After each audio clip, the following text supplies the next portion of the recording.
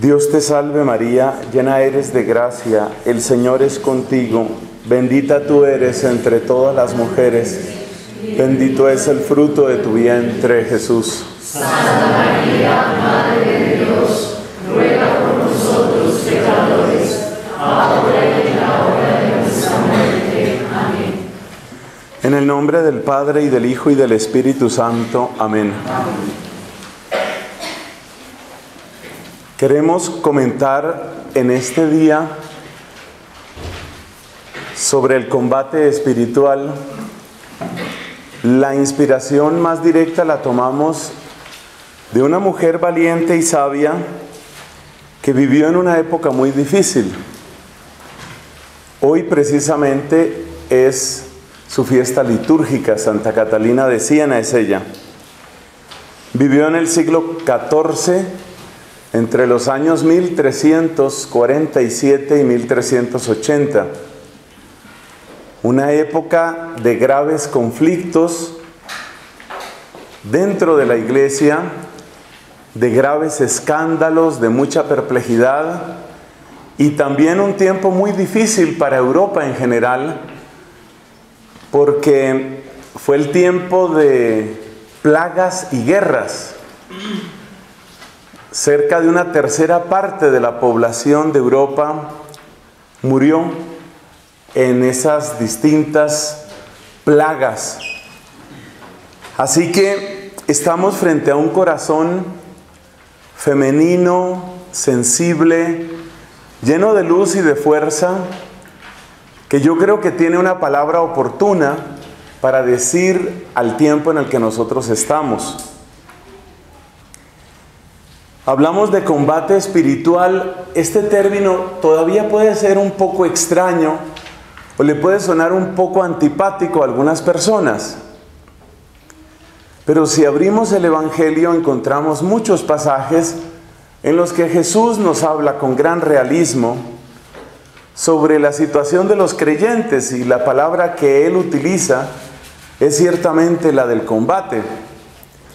Recordemos, sin dar los textos bíblicos, algunos pasajes donde esto sucede. Cristo dice, por ejemplo, que el discípulo, el que quiera ser discípulo suyo, ha de tomar la cruz cada día, dice. Evidentemente, la cruz es una señal de extrema violencia, una señal de gran padecimiento, y eso es lo que dice Jesús, que eso es propio del discípulo. En otro pasaje nos dice que la puerta que lleva a la perdición, el camino que lleva a la perdición es muy ancho. En cambio, la senda que va hacia la salvación es estrecha. Y en el Evangelio dice, no lo digo yo, dice Jesús, qué pocos dan con él. Como que se tratara de un secreto, como algo que quizás uno no quiere saber. De hecho, y este es otro dato bíblico, aparece en los evangelios que los apóstoles no querían enterarse cuando Jesús les hablaba de padecer y les hablaba de la cruz y les hablaba de su propia pasión, lo que a él le iba a suceder. Los discípulos no querían oír. Es explicable porque el ser humano rechaza como espontáneamente eso. Los anhelos del ser humano están bien condensados en las palabras prosperidad, seguridad y fecundidad, que son ciertamente las grandes promesas de los Baales en el Antiguo Testamento. Uno espontáneamente lo que quiere es eso, una vida tranquila, y eso quiere decir seguridad. Una vida exitosa, y eso quiere decir prosperidad. Y una vida que no acabe, una vida que se prolongue. Pero como uno tiene que morir, bueno, pues que haya una fecundidad, que lo mío siga, que mi empresa siga, que mi familia siga. Y la cruz va directamente en contra de esas expectativas que son tan humanas y que todos tenemos. Un último pasaje que quiero recordar es como Jesucristo nos dice en el Evangelio de Juan En el mundo tendréis luchas, capítulo 16 de San Juan. En el mundo tendréis luchas. Es decir, esto está bien anunciado, está muy claro. Cerrar los ojos es simplemente dejarse llevar por la corriente. Esta es una de las imágenes que utiliza precisamente Catalina, la del río que se lo va llevando a uno, y a veces lo más cómodo es dejarse llevar por el río, con el problema de que pues el río contiene bastante veneno y acaba mal, esa historia acaba mal. Bueno, ahí termina la introducción a este tema. Ahora pasamos a lo primero que ustedes tienen en sus hojas y que publiqué desde esta mañana en Facebook, lo que llamamos las guerras más conocidas. Si hablamos de combate, si hablamos de guerra, pues hay guerras que son más conocidas y hay guerras que son menos conocidas. Entonces, pues vamos a referirnos primero a las guerras más conocidas. Con esa expresión lo que queremos decir es que desde antiguo quienes han vivido la fe cristiana en serio han conocido esta clase de combates, lo que llamamos aquí las guerras más conocidas.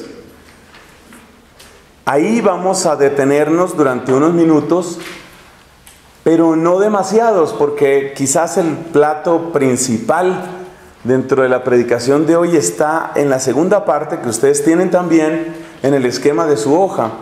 Las guerras menos conocidas. Menos conocidas quiere decir que quizás las tenemos tan cerca, quizás están tan próximas a nosotros, quizás estamos tan metidos dentro del agua del río que no nos damos cuenta. Es decir, no son menos conocidas porque sean menores, sino porque tal vez el agua, repito, el torrente del río, pues nos va llevando. Entonces vamos con las guerras más conocidas. Aparecen 4. Las palabras subrayadas son persecución, idolatría, indiferencia y lo esotérico. Por supuesto, el caso más evidente de combate es precisamente la persecución. Persecución que significa el suprimir la libertad o la paz o la vida, incluso de aquellos que creen en Cristo. Para facilitar un poco la comprensión del tema, he querido poner también en esta exposición otra columna que dice cuál es el prototipo de la persecución. Pues el prototipo es lo que sucedió en el tiempo del Imperio Romano. Por ejemplo, aquello de las matanzas de los cristianos en el Coliseo. Tú no quisiste darle culto al emperador, entonces te llevamos al Coliseo.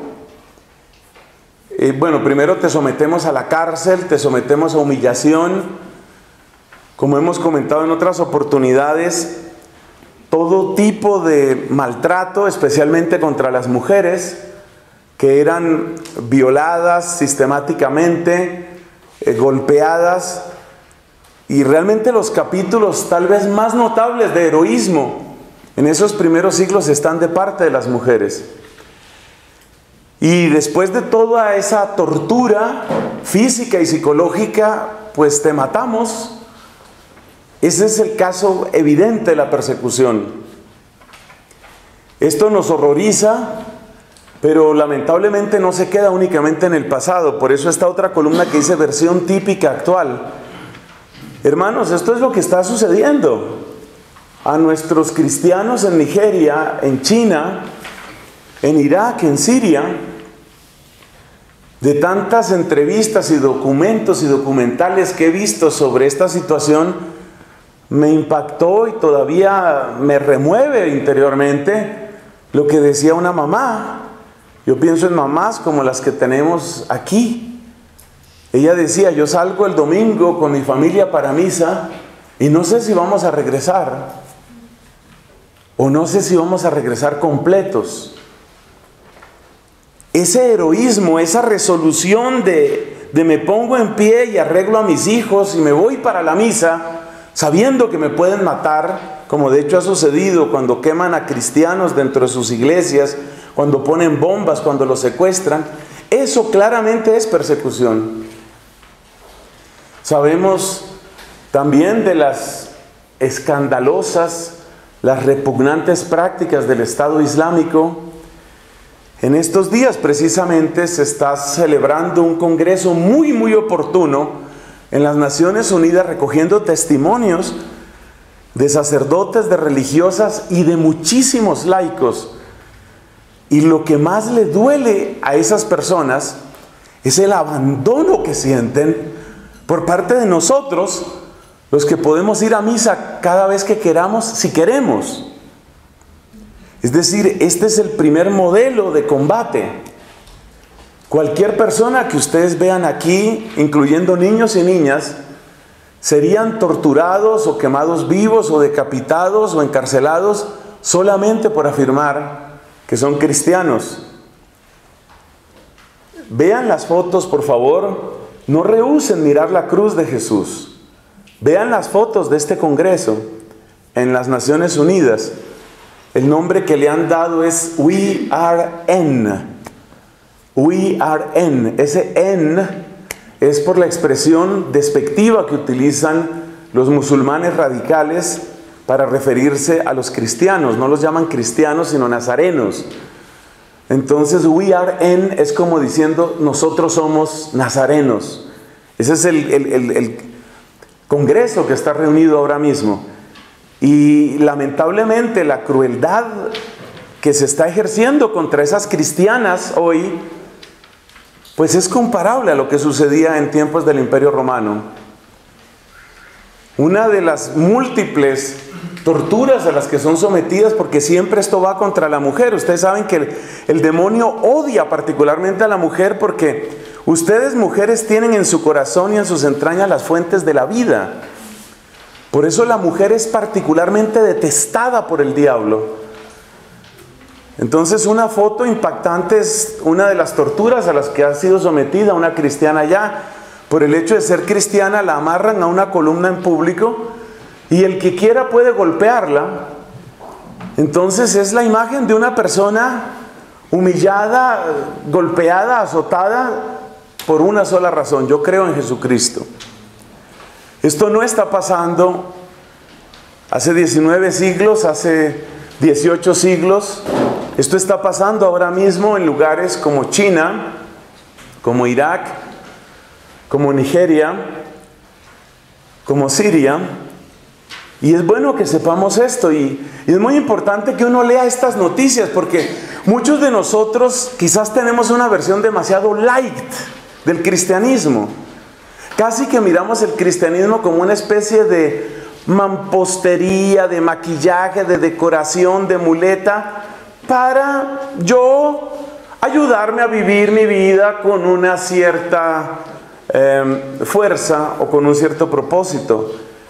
Estas personas que están viendo que sus hijos y sus hijas son degollados, estas personas están tomando su fe con una profundidad que me parece que debe hacernos avergonzar a nosotros. El segundo caso es el de la idolatría.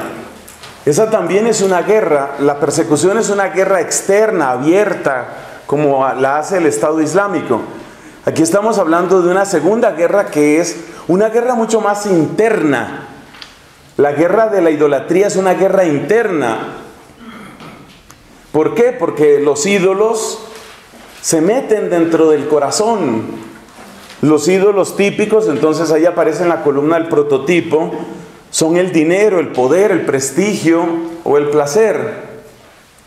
Es muy importante recordar lo que hemos dicho en otras ocasiones. El Dios cristiano nos alimenta dándonos su cuerpo santísimo, su sangre purísima. Ese es el Dios cristiano. Los ídolos se alimentan de nosotros. Es decir, todo ídolo reclama sangre al final.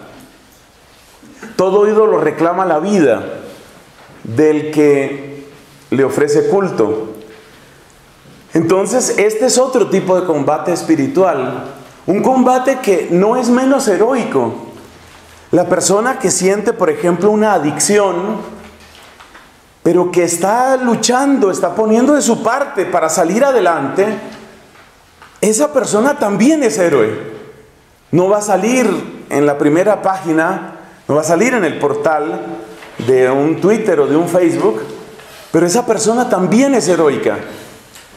El que siente dentro de sí propuestas deshonestas que a veces quedan ocultas a los ojos de todos, como aquel hombre que siente tentación de adulterar y dura meses o dura años con esa tentación, pero por amor a su esposa, por amor a los hijos, una y otra y otra y otra vez rechaza eso. Ese es un héroe. Ese también es un héroe. Y eso también es combate. Un combate que, repito, pues es bien conocido desde la antigüedad. Lo mismo con lo otro, con el poder. Tristemente lo que vemos en muchos de los poderosos de este mundo es que hacen lo que sea. Por ejemplo, venden sus principios. Un ejemplo dramático es Barack Obama. Barack Obama fue entrevistado hace unos 10 años y él dijo abiertamente: yo solo puedo creer en el matrimonio entre un hombre y una mujer, porque eso es lo que me enseña mi fe. Pero saliendo de la convención demócrata del estado de Illinois, donde él dijo eso, sus asesores le rodean y le dicen: mire, si usted sigue con esa idea de hombre y mujer, usted nunca va a tener poder. Y de ahí en adelante Barack Obama da un viraje y entonces dice: yo apoyo absolutamente toda la agenda LGBT. Pero ese fue un viraje que él dio porque se dio cuenta que el ídolo se lo reclamaba. La gente tiene voto de obediencia. Tiene voto de obediencia a su ídolo. El ídolo es el poder y el poder dice: usted tiene que hacer eso. Y Barack Obama dijo amén y lo hizo. La gente traiciona sus principios más profundos por idolatrías que a veces parecen ridículas. Ustedes y yo hemos presenciado los hechos bochornosos en una de las más grandes productoras de automóviles en el mundo, la Volkswagen. Cerca de 11 millones de vehículos llevan cifras falsas sobre contaminación, porque el CEO, el presidente general, el gerente general de la Volkswagen necesitaba presentar márgenes de ganancia amplios en la asamblea de accionistas. Y el hombre miente como un miserable asustado, miente. Y tiene toda la plata del mundo, pero miente. ¿Por qué? ¿Por qué? Porque no quiere perder su prestigio, porque no quiere dañar su hoja de vida. Gracias a Dios se le dañó. Pero es eso, el ídolo ordena. Y ahora haces esto, y ahora haces esto otro. Y así hasta que te mueras tú, hasta que mates a otros.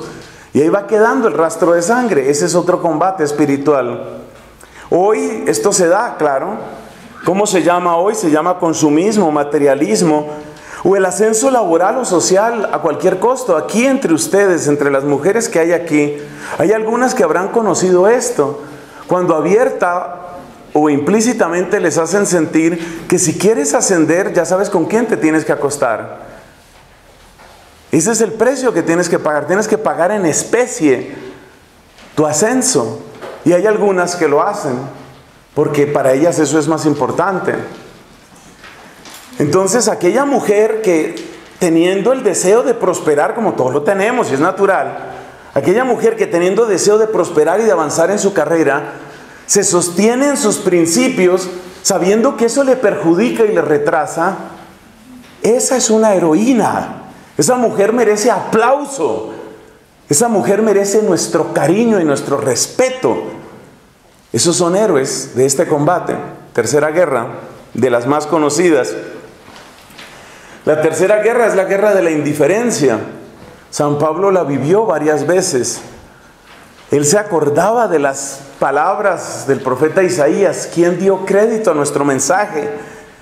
Es muy duro cuando uno intenta dar testimonio y encuentra una pared de indiferencia. Lo que le pasó, por ejemplo, a San Pablo en Atenas. Está el hombre contando la belleza del triunfo de Dios en Cristo, Y los otros lo tomaron a risa y finalmente le dijeron, mira, de eso te oiremos otra vez. Y así lo despacharon. Y todo el que sea de Cristo se va a encontrar con eso. Se va a encontrar con que a veces sus propios parientes, sus amigos más queridos, dicen, no, es que yo no quiero meterme en eso, es que yo no creo en eso, es que yo hasta allá no llego.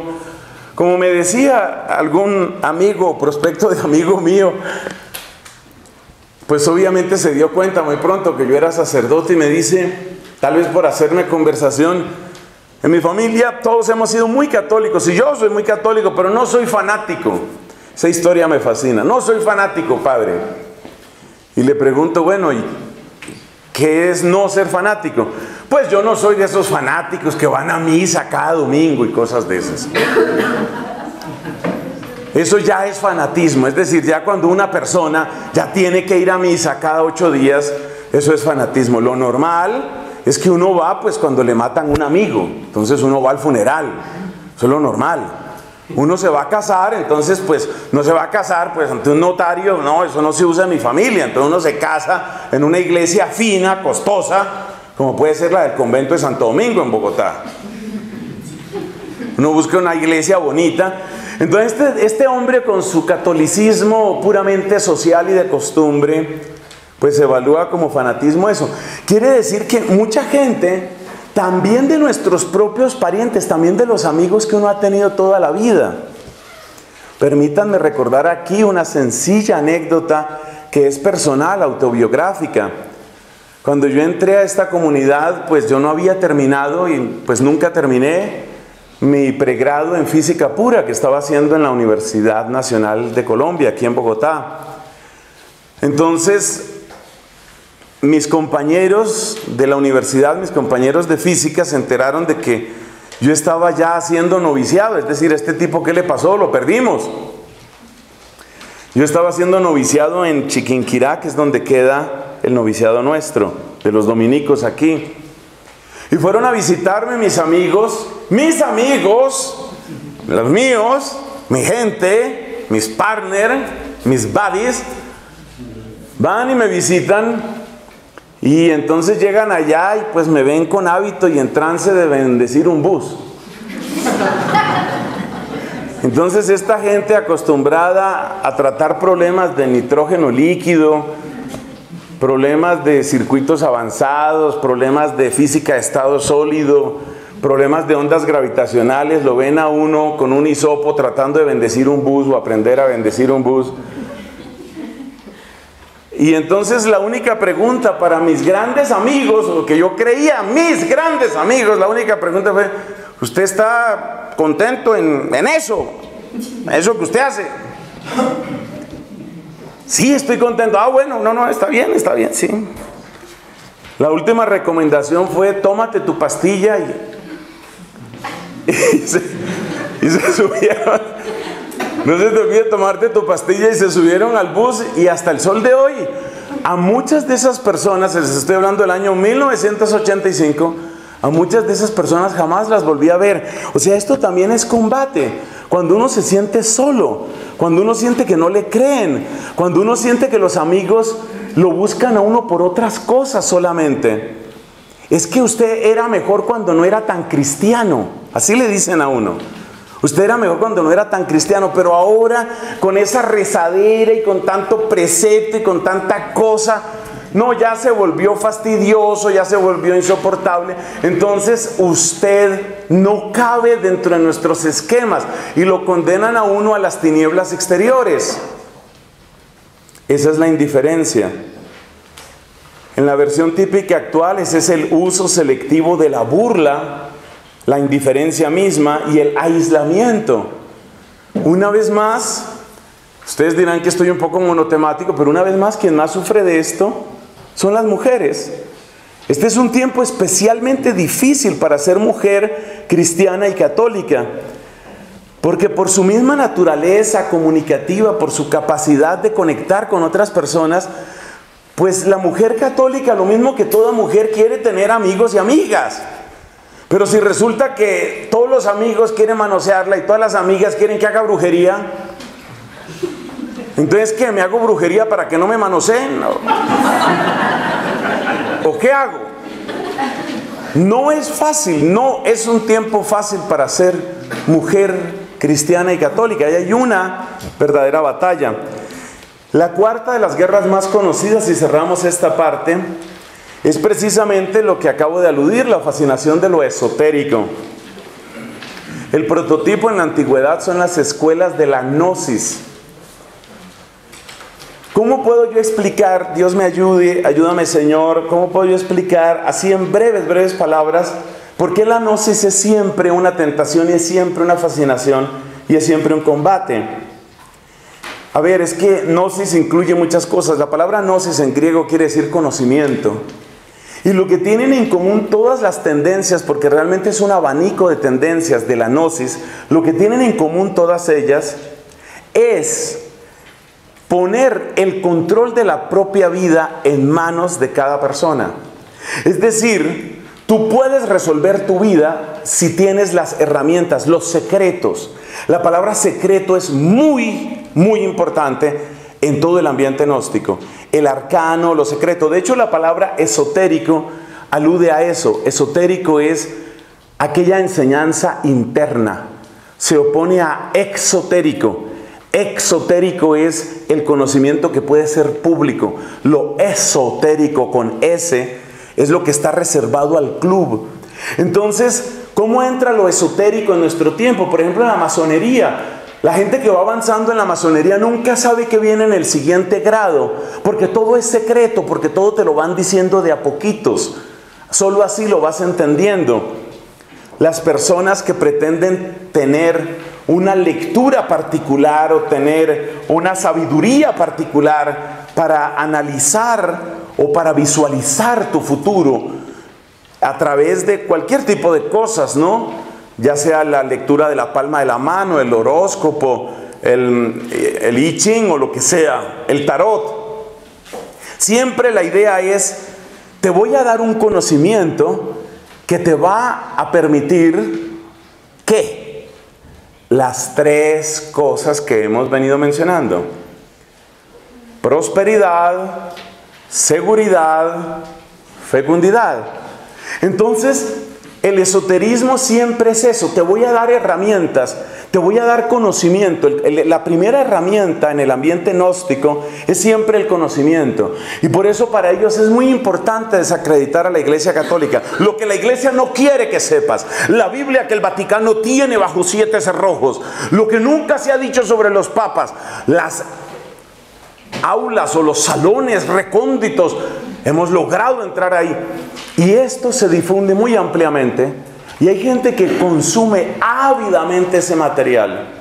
Varias cadenas de televisión, entre las cuales tristemente se encuentran cosas como History Channel o como Discovery Channel, tienen un amplio menú que lo sacan selectivamente. Entonces, cuando llega Semana Santa, el San Pablo que tú no conocías, aquí te lo vamos a contar, los secretos de José y María.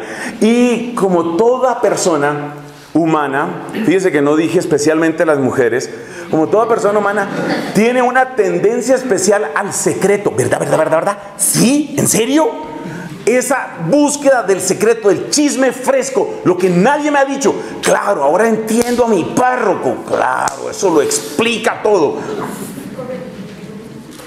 El esoterismo. Pero el esoterismo tiene muchísimos ropajes distintos. Porque está la brujería, está la nueva era, está el yoga. Hay una serie de versiones aparentemente, superficialmente domesticadas de estas prácticas que se han metido a la Iglesia Católica. Así, por ejemplo, conocí el triste caso, porque para mí esto es tristísimo, el triste caso de un monasterio de monjes aquí en nuestra Iglesia Católica enseñando algo que es esto, esoterismo, a través de unos trucos de números que se llaman el eneagrama. Es decir, se supone, la filosofía del eneagrama es que si tú llegas a conocer cuál es tu número, porque tu número es el que define qué es lo que va a pasar contigo. Si tú llegas a conocer cuál es tu número, eso te enseña de quién puedes ser amigo. Se supone que son 9 números, según esa filosofía que tiene sus orígenes en la brujería musulmana. Yo no sé si es peor por lo musulmana o por lo brujería, pero tiene un compuesto indigesto terrible ahí, y se supone que eso te garantiza. Si yo se supone que soy un número 3, o el que sea, pero por decir un número, yo de eso no sé, y tengo otras cosas más importantes que aprender. Si yo soy un número 3, y entonces Edward es un número 7, se supone que somos compatibles, porque el 3 se va bien con el 7. Pero cuidado con Adriana, que es un 2. Porque el 2 siempre se opondrá a la relación entre el 3 y el 7. Y ese tipo de bobadas llenan la cabeza, pueblan la cabeza de la gente. Y la gente cree que aprendiéndose 80 posiciones de yoga, aprendiéndose 30 mantras, repitiendo frases para reprogramar su cerebro o cosas parecidas. ¿Qué tienen en común todas esas prácticas? Repito, darte la ilusión, ojo, darte la ilusión de que el poder está en tus manos. Yo puedo hacer con mi vida lo que yo quiera. Yo me voy a construir a partir de mí mismo, porque he aquí que yo en este momento renazco desde mí, por mí, para mí. Y entonces, en el fondo, ¿qué estamos diciendo ahí? No necesito a Dios. Lo que yo necesito son las herramientas. Y las herramientas me las da el gurú. Las herramientas me las da el maestro. Las herramientas me las da el maharashi. Las herramientas me las da aquel que es el que me está enseñando, que puede ser el gran maestro, masón o lo que sea. Eso también es un combate. ¿Es un combate contra quién? Ay, es un combate contra el corazón de nuestra fe. Porque resulta que el corazón de nuestra fe es como sigue. Cada uno de nosotros, todos somos débiles y todos somos necesitados, porque todos somos pecadores. Y Dios nos ha amado, y en su misericordia llega hasta lo más profundo de lo que nosotros somos y de lo que nosotros hemos sido. Y no importa, como lo dice el Papa Francisco con claridad, no importa lo que haya sido, hasta lo más profundo de tu ser quiere llegar y puede llegar y sabe llegar el Señor. O sea que el mensaje cristiano siempre es: abre la puerta para que llegue el torrente de su amor, el torrente de su poder. Ese es siempre el cristianismo, siempre. ¿Y qué te está diciendo la Gnosis en sus 80,000 vestidos distintos? No necesitas que llegue nadie. El poder está en ti. Entra dentro de ti. Es decir, en la conversación que tú puedes tener entre los distintos centros, reservorios energéticos que tú tienes en ti, a partir de ti, de la meditación. ¿Qué es la meditación? La meditación es el contacto con esa energía profunda que brota de ti. Singularmente el ombligo. Es una obsesión con el ombligo. El ombligo y el ombligo. Esa obsesión se paga cara. ¿Por qué? Esto sería para reírse, como bien hace aquí esta querida amiga. Sería simplemente para reírse, pero hay algo muy grave. Y es que en la ilusión de que yo puedo controlar mi vida, le estoy cerrando la puerta al único que, aceptándome como soy, quiere transformarme, no quiere dejarme donde estoy. Porque la definición de Jesucristo es esa: me acepta como soy y no me deja donde estoy. Ese es Cristo. Esa frase sería muy bueno que usted la escribiera, a menos que tenga una memoria prodigiosa. Pero esa frase es muy importante. ¿Quién es Cristo? Cristo es el que me acepta como soy y no me deja donde estoy. Ese es Cristo. Entonces, ¿qué pasa? Que en el fondo la gnosis, ¿qué es? Una guerra contra Cristo. La masonería, ¿qué es? Una guerra contra Cristo. El neopaganismo, ¿qué es? Una guerra contra Cristo. El avance de yogas y de I Ching y de horóscopos y de tarot, porque eso no puede faltar en el periódico. No puede faltar. Puede faltar el crucigrama, pero no puede faltar el horóscopo. Entonces, ¿qué es lo que pretende todo eso? Es una guerra. Es una guerra, y hay mucho cristiano católico que está dándole paso a eso y que no le ve ningún problema a eso. No le ve ningún problema. Son de llorar las encuestas de la cantidad de católicos que sienten que para no pelear, entonces se sienten muy tranquilos. ¿Usted por qué? A ver, usted siendo católico, ¿por qué afronta la muerte con esa tranquilidad? Porque unos dicen que voy a reencarnar y otros dicen que voy a resucitar, o sea que no pierdo.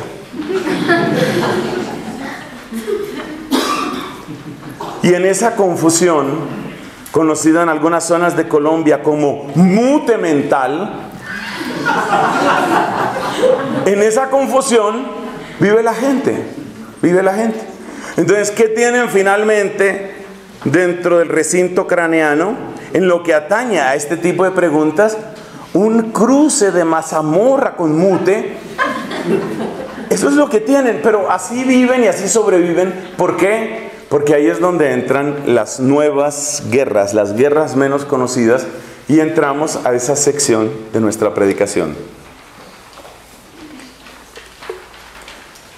La primera columna en la hoja que ustedes tienen nos habla de las maneras de ataque, y ustedes van a encontrar que son 4.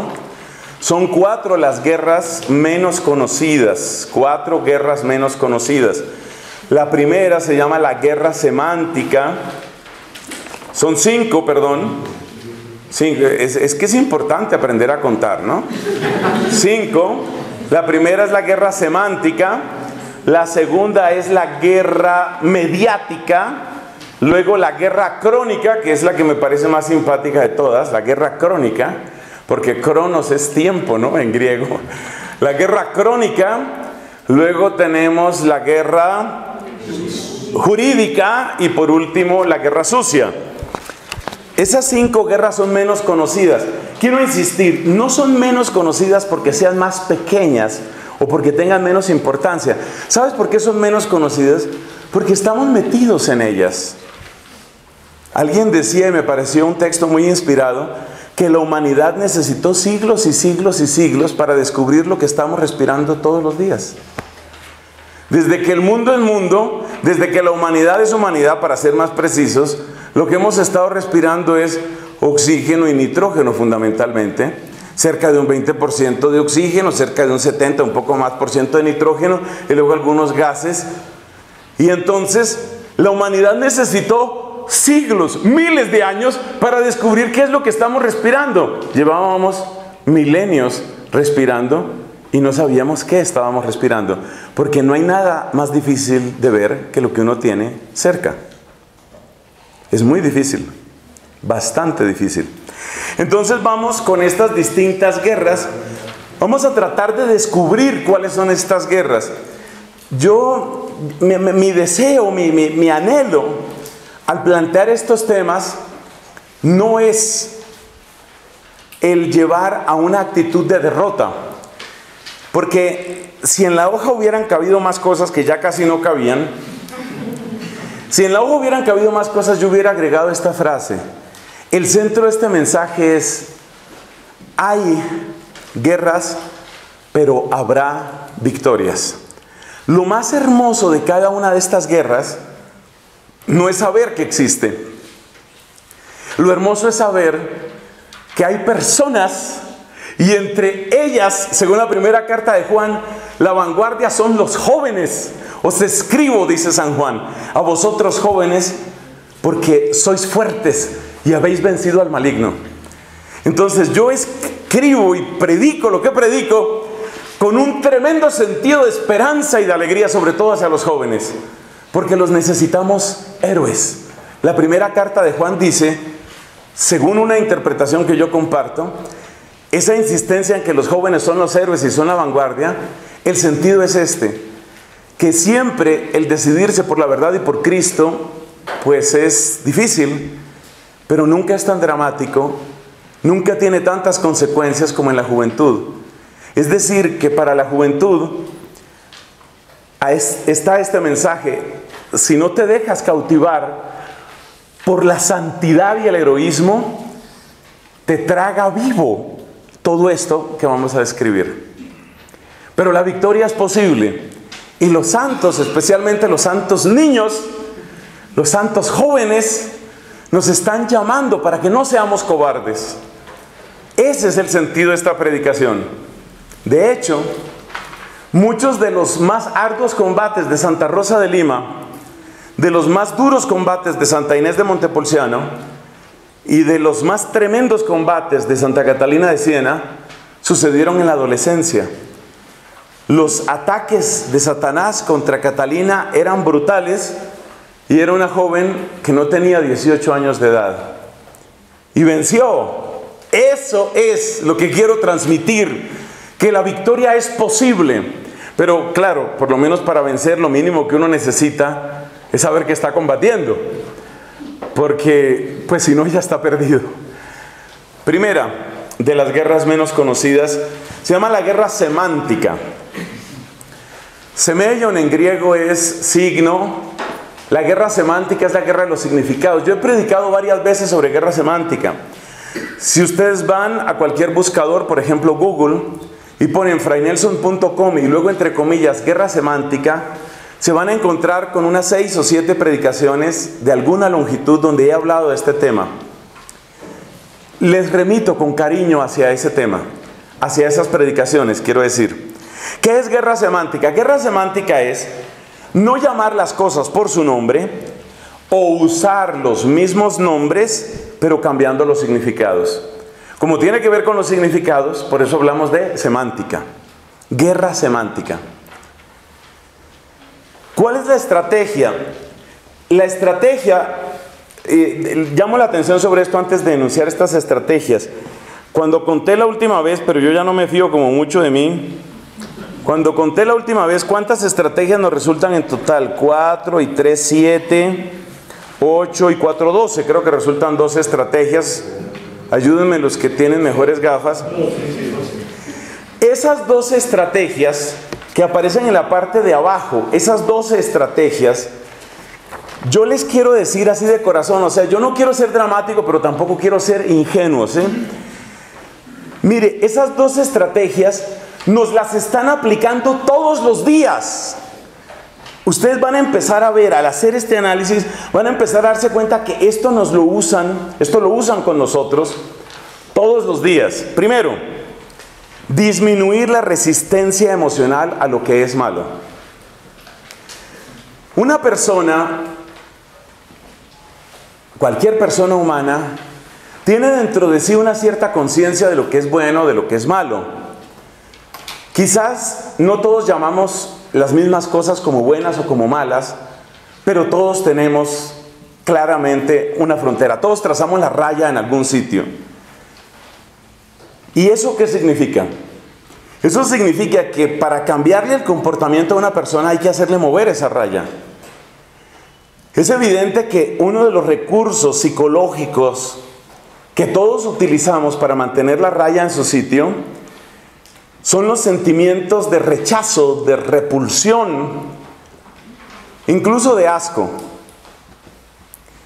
Si a nosotros nos dicen, por ejemplo, que algunos narcotraficantes, para vengarse de las amantes que habían sido espías, tomaban a estas mujeres y las rociaban con ácido, empezando por la cara, en medio de unos gritos infernales, uno siente no solamente que le ha llegado un dato a la cabeza. Cuando usted escucha algo tan repugnante, usted siente algo aquí en las entrañas.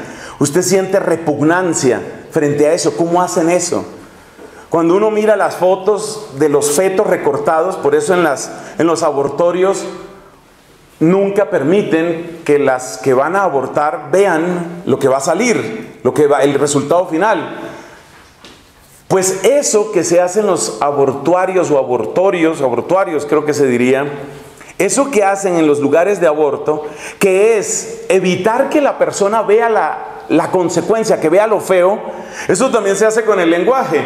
Entonces en el lenguaje hay que utilizar a toda costa otras palabras, hay que evitar a toda costa la palabra aborto, porque la palabra aborto puede traer asociaciones muy fuertes, esas asociaciones emocionales muy fuertes.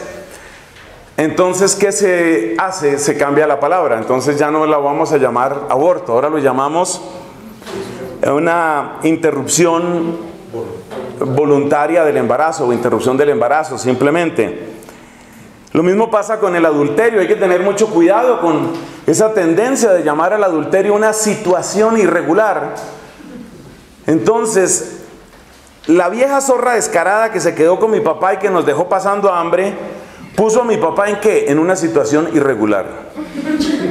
Él quedó en una situación irregular. Ah, ya. ¿Y yo cómo quedé? Quedé regular, claro. Ahí, o sea, tiene una lógica, ¿no? Ella creó una situación irregular y mi familia quedó en una situación regular. Ya está entendido. Cuidado con eso, es decir, esto de la guerra semántica siempre pasa por cambiarle el nombre a las cosas. ¿Y por qué se le cambia el nombre a las cosas? Para evitar el rechazo emocional que eso produce.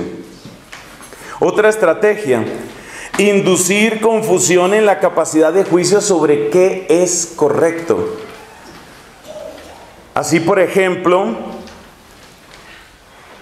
cuando se piensa en que hay que luchar por los derechos de la mujer, siempre la mujer aparece por todas partes porque la mujer es el puente entre el presente y el futuro, en ella están las fuentes de la vida, ya lo hemos dicho.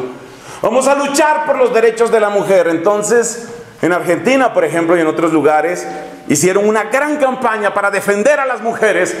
El tag, o sea, la etiqueta internacional en español era ni una más. Ni una más. Ni una mujer más que sea golpeada, ni una mujer más que sea maltratada, ni una mujer más que sea secuestrada. Pues eso está muy bien. Así tiene que ser. Tiene que suspenderse la violencia contra la mujer. Y por consiguiente luchamos por los derechos de la mujer y por eso la que quiera abortar, que aborte. Entonces, al meter en el mismo saco el vamos a defender a la mujer y el vamos a permitir que la mujer aborte, se produce una terrible confusión, una confusión espantosa en la cabeza de mucha gente. Y hay mucha gente que está convencida hoy de que efectivamente en el paquete de los derechos de la mujer está, la mujer tiene que disponer de su propio cuerpo. A pesar de que se ha demostrado por activa, por pasiva y por perifrástica, en todos los casos posibles se ha demostrado que el cuerpo que crece en una mujer embarazada no es parte del cuerpo de ella. Entre otras cosas porque tiene otro ADN. Entonces sale una científica. Aquí es donde me cuesta mi trabajo, aquí es donde yo tengo que luchar con mi temperamento. No vaya a decir estúpida, no diga cretina, no diga ese tipo de cosas. Sale una mujer de estas, una científica de esas, diciendo, mira, la pastilla del día después elimina menos células de las que una mujer pierde cuando se rasca la mejilla. ¿Cómo hace uno para no llamarla ni estúpida, ni cretina, ni malintencionada? Señora, toda célula que usted arranque de su mejilla, rascándose o como sea, o que yo le arranque con una bofetada, por ejemplo, son células que... pero verdad que estamos luchando contra la violencia. Entonces, borren ahí la cuestión esa del golpe. Entonces, todas las células que salgan de su cachete, ese cachete horrible que usted tiene, todo lo que salga de ese cachete, todo lleva su ADN. La célula, esa célula que puede ser una sola, no es suya, no es parte de usted. Pero claro, se produce una gran confusión emocional, porque entonces ahí vamos a ver lo de la guerra mediática. Todas estas guerras están relacionadas. Entonces te presentan el caso de una niña, tenía 13 años y esa niña fue arrinconada y entre 4 hombres la violaron. Ni siquiera se sabe cuál es el papá. ¿Por qué vamos a condenar a esa niña a que siga adelante con ese embarazo? Y entonces, ¿qué hacemos? Condenemos al bebé. ¿El bebé la violó? No, el bebé no la violó. Por eso se trata de matarlo antes de que la viole. ¿O qué? ¿Qué está diciendo usted? O sea, uno se da cuenta que todo es absurdo. Apenas tú le pones pausa a las tonterías que te están diciendo y las analizas, te das cuenta que no hay argumento. Entonces, ¿qué están haciendo? Jugando con los significados de las palabras. Eso se llama guerra semántica. También está el caso de los caballos de Troya. ¿Qué es introducir un caballo de Troya?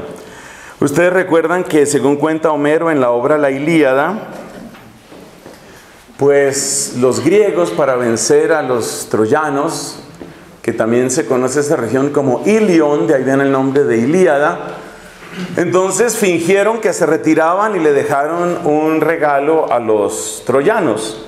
El regalo era un inmenso caballo de madera. Y los troyanos pues dejaron ahí el caballo de madera, pero después dijeron, pues ¿qué hacemos con ese caballo de madera? Y metieron el caballo de madera dentro de sus murallas. Y resulta que dentro del caballo de madera había un grupo de soldados, de astutos soldados griegos, los cuales al cobijo de la noche se salieron de ese caballo. De ahí viene la expresión troyano, que se utiliza por ejemplo para un tipo de virus. El virus troyano es el que entra sin que te des cuenta y luego destruye tu sistema operacional o hace otro tipo de daños en tu computador. Entonces también hay muchos troyanos que entran en nuestra época, también hay muchos troyanos. Por eso, porque las palabras se utilizan de un modo muy confuso. Yo creo que hoy hay mucha gente que está abusando, por ejemplo, de la palabra misericordia. Porque muchas veces se está presentando la misericordia algo así como, todos tenemos que ser misericordiosos. Pues sí. O sea, imposible que alguien diga, no, misericordia yo ni quiero ni la voy a dar. Todos tenemos que ser misericordiosos. Pero cuidado, porque al aceptar sin crítica la palabra misericordia, tú no sabes si te están metiendo un caballo de Troya. Porque luego la misericordia consiste en que más o menos aceptes a cada persona para que siga siendo lo que es. Y recuerda que Cristo es aquel que me acepta como soy, pero no me deja donde estoy. Entonces te cambiaron a Cristo, ese es un troyano. Te metieron un troyano ahí. ¿Ves? Hay que tener cuidado con eso. En otras oportunidades la guerra semántica utiliza esta otra estrategia. Utilizar adjetivos como polémico. Es un autor polémico. ¿Por qué dices que es un autor polémico? Porque él escribió una novela en la cual en cada página se insulta a Jesucristo y se blasfema continuamente de la sangre de Cristo. Es una obra polémica. Polémica no, es un insulto. Es un insulto, pero no se le da el nombre de insulto, sino es polémica. Luego hay una actriz que realmente, pues, no sé, es bastante polémica.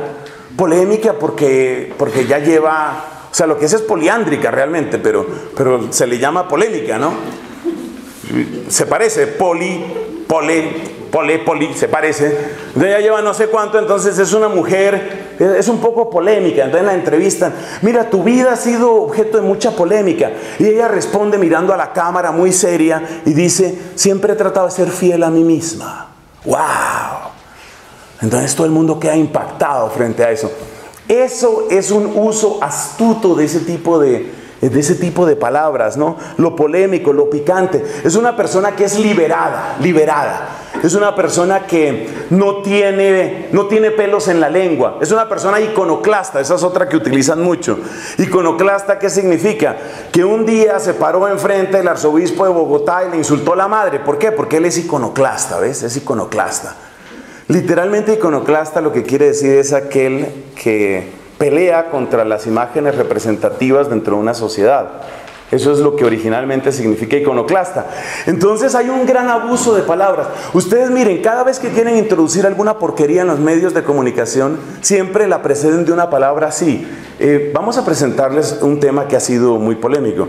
Hay algunos que dicen que no se debe ahorcar a los bebés. Otras personas dicen que sí, es un tema que está en discusión hoy. O sea, ahorcar bebés, sí o no. Hoy aquí les presentamos un tema polémico. ¿Se debe ahorcar? ¿Qué bebés son ahorcables? ¿Qué bebés no son ahorcables? Y la gente se queda mirando, oye, sí, ¿verdad? Tema polémico. Vamos a ver el tema ese, a ver cómo es. Modos de ahorcar bebés. ¿Qué caras ha visto usted en los bebés? En el momento en el que el bebé fallece, ¿qué cara ve usted? Y eso nos lo ponen a ver, pero eso es lo que la gente hace, así se presentan las discusiones. Y claro, cuando una discusión te la presentan así, a menos que tú hayas estado en una charla como esta, y ojalá varias, o a menos que tú hayas hecho un muy buen curso de lógica aplicada, a menos que tú hayas hecho eso, te meten los goles, porque ese es el tipo de cosas que la gente ve. Y así nos van metiendo todo tipo de matrimonio, todo modelo de familia, todo tipo de práctica, y todo va quedando tranquilo. Bueno, se dice que el celibato es un tema intocable en la iglesia, pero hoy tenemos con nosotros a un sacerdote que se ha casado 3 veces. Entonces queremos que usted nos explique, por ejemplo, cuando usted se casó con ese hombre, por ahí va la cosa, ¿no? Tema polémico. Cuando usted se casó con ese hombre, ¿usted qué sintió en ese momento? ¿Qué aprendió? ¿Qué le dejó eso? Yo pienso que eso me enriqueció profundamente. Creo que, es un tema polémico. No es que no se puedan tratar, no es que no se puedan discutir las cosas, pero el modo de servirte la ensalada ya es el aderezo. Es el modo de servirte la ensalada. Nosotros no podemos escapar de esto. Esto va a seguir saliendo en los medios. Porque la siguiente discusión que viene, la próxima discusión, son los matrimonios múltiples. Esa es la siguiente. Entonces ya hay revistas y periódicos en Estados Unidos que han presentado, por ejemplo, el caso de las que llaman las sister wives. Sister wives, que es un hombre casado con 3 o con 4 mujeres.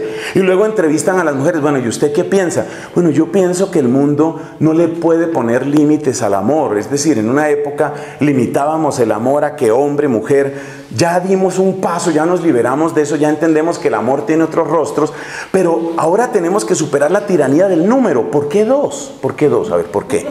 ¿Qué es esa idolatría del 2? Tienen que ser 2, 2, 1, 2. ¿Por qué 2? ¿Por qué no 3, 5, 20? ¿Por qué? Esto va a seguir sucediendo. ¿Y cuál es la única respuesta posible? La única respuesta posible es saber qué está sucediendo, desenmascarar las estrategias y llevar la discusión al terreno de los argumentos. Se lo aprendió, se lo repito. Primero, saber que esto está sucediendo. O sea, la única cosa que un católico no puede hacer hoy, y esto por favor tómenlo en serio, la única cosa que una persona no puede hacer hoy, un católico, es sentarse y prender el televisor. Colonízame, métete en mi mente, maneja mi corazón, administra mis recursos. Hoy nadie, yo por ejemplo, prácticamente no veo nada de televisión. Eso no es heroísmo, eso no es heroísmo, se llama cansancio. Porque para mí ver televisión es un ejercicio absolutamente agotador. Yo enciendo ese aparato, o lo encienden otros aquí en mi convento, yo enciendo ese aparato y claro, como tengo estos elementos que he ido recogiendo del dolor de la gente, porque uno ve las consecuencias de esto. Ay, ojalá todo fuera tan chistoso como uno trata de presentarlo a veces. Esto es dolor, esto es soledad. Estas son traiciones que vive la gente, estas. Entonces yo no puedo encender un aparato de televisión sin darme cuenta de lo que está pasando. Y eso es terrible porque prácticamente no hay canales. Es decir, uno ve un rato de EWTN hasta que le da sueño. Uno ve otro rato de Cristovisión hasta que le da sueño. Y que sea agradable. De resto tal vez sí hay que mirar televisión, pero mirarla con estos ojos. Y créeme que el ejercicio es extenuante. Es extenuante porque tú empiezas a ver en las noticias lo que está saliendo y tú estás viendo cómo manosean la mente de la gente, cómo quieren empujar sus agendas a toda costa. Los temas esos, por ejemplo, de la marihuana. Mire, le presento ese y pasamos a la otra guerra. Como ser drogadicto está estigmatizado. Es terrible, ser drogadicto está estigmatizado. Entonces, ¿cómo desestigmatizamos la droga? Utilizando 3 recursos que están sucediendo todos los días en un país con muy poca conciencia de sus raíces llamado Colombia. 3 cosas que están sucediendo todos los días. Primero, comparar el consumo de la marihuana con otro tipo de consumo. Entonces, constantemente nos están repitiendo, hace más daño el trago que la marihuana. Es que la marihuana es más inocente, la marihuana por lo menos te inspira. Un marihuanero es una persona muy agradable. Yo por lo menos tengo 3 primos marihuaneros, bien, es decir, gente decente. De hecho, se bañan. Entonces, en cambio, el borracho no, el borracho se le olvida bañarse. El borracho es terrible. Entonces, esa es la primera. Eso se llama guerra semántica, ¿no? Guerra semántica es eso. Primero, que el estigma que tú le tienes al drogadicto se te quite. ¿Cómo? Primero, comparándolo con otros vicios. En vez de que la gente esté llena de violencia y eso, no. ¿Qué hay más pacífico que ver a un marihuanero tirado en el patio de su casa, sin hacerle daño a nadie? No se mete con nadie. Es un ser pacífico, ¿sí? No como esa gente agresiva, como esos sacerdotes que están a toda hora, que el pecado, que el infierno, no. Unos amargados, no, el marihuanero es tranquilo. El marihuanero nunca condena a nadie, el cura sí. Ay, esos curas son terribles, eso a todo el mundo lo condenan. En cambio el marihuanero no, el marihuanero es tranquilo, el marihuanero no se mete con nadie. Segundo, para quitarle el estigma a la marihuana. Segundo, nos crean la idea de que se necesita Es indispensable la marihuana medicinal. Si usted se opone a la producción de marihuana, usted está dejando a muchas personas, las está dejando fuera de todo tratamiento. Dese cuenta que a mí me parece extremadamente cruel. Eso mismo lo han hecho con el condón y con el SIDA, exactamente lo mismo. Si usted se opone a eso, pero es que no entiende lo que está sucediendo, el drama humanitario que está sucediendo. De la marihuana medicinal. Y por último, se trata de un uso recreativo. ¿Usted por qué se quiere meter en la vida de todas las demás personas?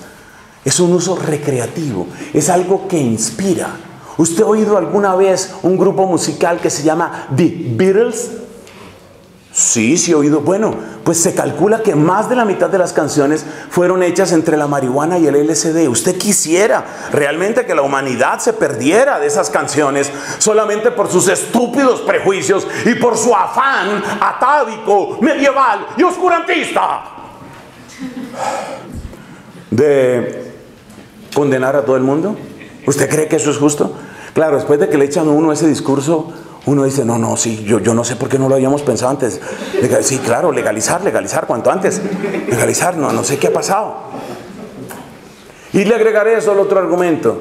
Las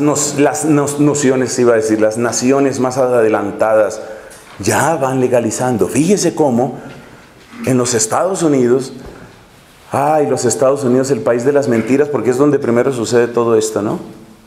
Los Estados Unidos. Mire, cuando empezó la legalización de la marihuana, ¿dónde empezó? En el estado de Colorado.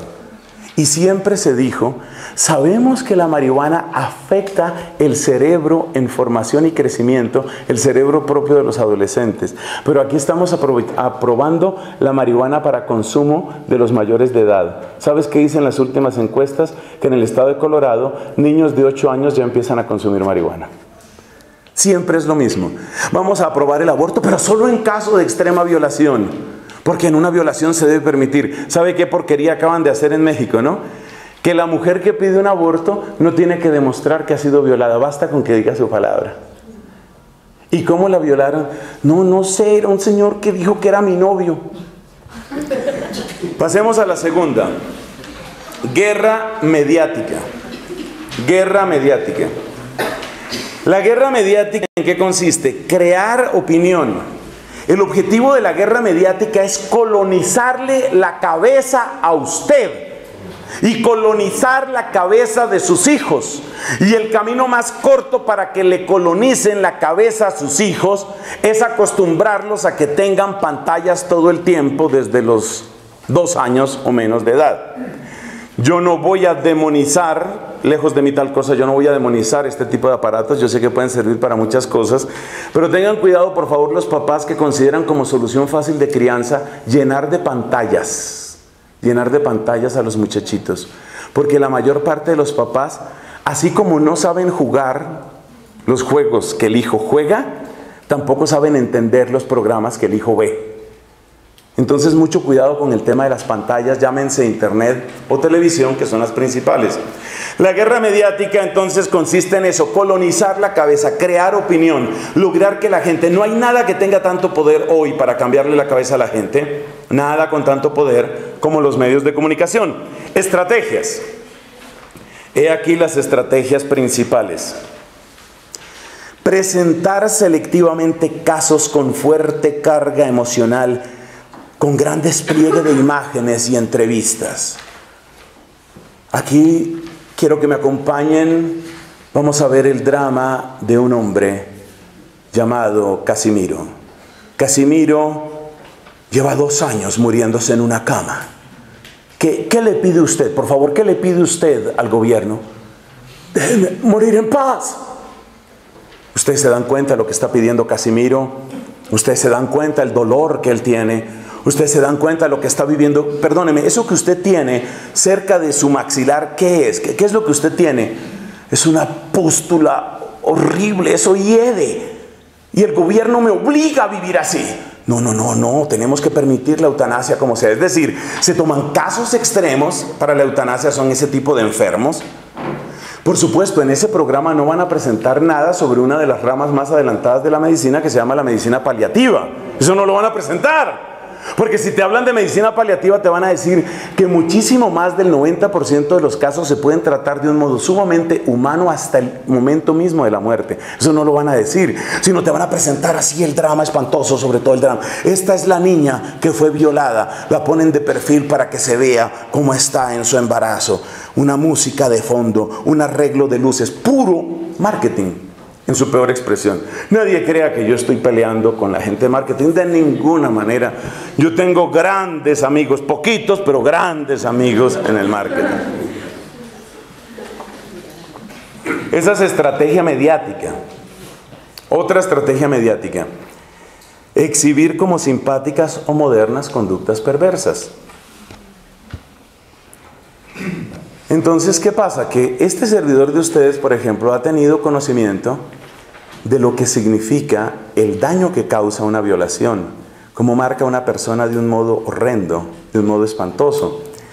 Pero, en el momento de presentar el tema de cómo un mayor de edad empezó a enamorarse de una chiquita, como esa obra que todo el mundo exalta, una obra literaria que se llama Lolita. Lolita es la historia de un hombre que se enamora de una menor de edad. Y menor de edad es que tiene 12 o 13 años, entiendo yo. Y esta chica, que se llama precisamente Lolita, pues ella también en parte se enamora y en parte no de este señor. Claro, si tú lees la obra literaria Lolita, pues tú sientes que, bueno, no sé, hay tanta ternura y tantas cosas. Pero si tú le quitas el ropaje a eso, ¿qué es lo que se está diciendo? Viva la pederastia, eso es lo que está diciendo. Entonces se presenta como tierno, o se presenta como especial, como suave, como romántico, y en el fondo lo que están diciendo es lícito enamorar niñas de 12 años, eso es lo que está diciendo. Lo mismo sucede, por ejemplo, para hacer avanzar la agenda homosexual, eso se ha utilizado todo el tiempo. Entonces ustedes se dan cuenta que cuando empezaron a presentarnos besos de mujeres, no eran cualesquiera mujeres, ¿no? Así con el debido respeto, no eran cualesquiera mujeres. Eso buscaban las top, del top, del top. Los mujeronones. Esas mujeres que toda chica mira con cierta admiración, esas eran las que aparecían abrazándose y besándose. Eso es estrategia mediática.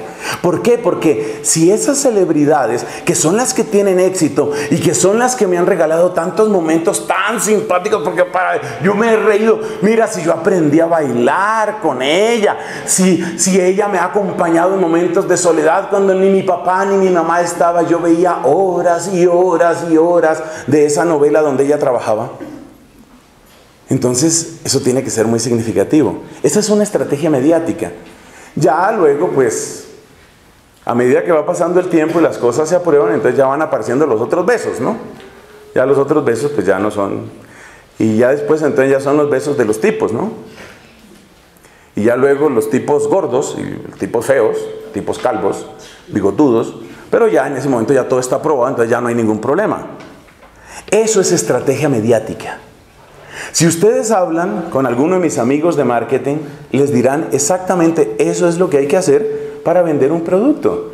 Si tú quieres vender un producto, tú tienes que empezar por eso. Tú tienes que empezar por conectar con aquello que la persona va a aceptar. Si el día que van a decir, miren, vamos a traer matrimonio homosexual a Colombia, si ese día me presentan a dos viejos barrigones, borrachos, bigotudos, besándose, yo digo, no, quítate eso de ahí. Pero si me presentan a Britney Spears, por ejemplo, y alguna otra así de ese nivel, entonces las chicas y sobre todo los chicos, porque el asunto del lesbianismo tiene más que ver con los hombres que con las mujeres, según he encontrado algunos datos. Los hombres tienen una fascinación, muchos hombres tienen una fascinación enfermiza hacia el sexo entre mujeres. Entonces, claro, cuando le presentan a uno ese tipo de cosas, entonces eso va causando fascinación. Eso es lo que se llama exhibir como simpáticas o modernas conductas perversas. Difundir series en las que no gana el bien sino el poder o la astucia. Eso produce un daño muy grande. Alguien me decía, un sacerdote español que ha trabajado mucho en el tema de sectas, me decía, mire, más daño que la pornografía, más daño que el Zen, causan muchas de esas series japonesas. Yo no sabía ni de qué series japonesas me estaba hablando, porque yo dejé las series japonesas en la época de Centella. Resulta que Centella siempre ganaba. Centella era el bueno. Pero resulta que después de esas series que yo alcancé a ver, después de esas series empezaron otras series en las cuales no gana el bueno, sino gana ¿quién? El astuto.